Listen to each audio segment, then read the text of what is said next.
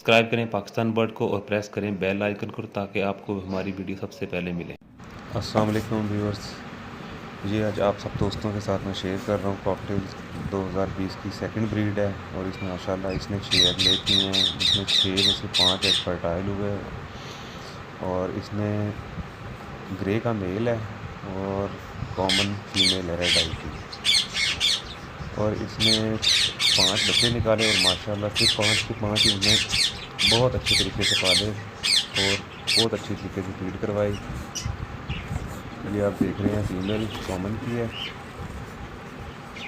आपको चिक्स नज़र आ रहे हैं। 5 चिक्स में से जो 3 चिक्स थे वो कॉमन हैं और जो बाकी 2 हैं वो ग्रे के हैं। ये देख रहे हैं आपके सामने। बॉक्स खोले तो फीमेल काफ़ी अग्रेसिव होती है।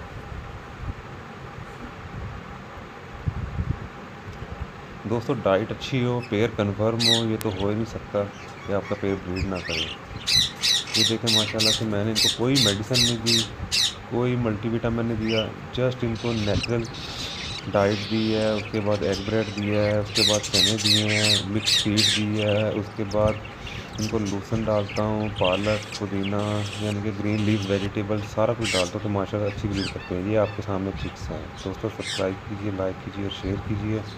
ऐसे ही वीडियो मिलती रहेंगी आपको।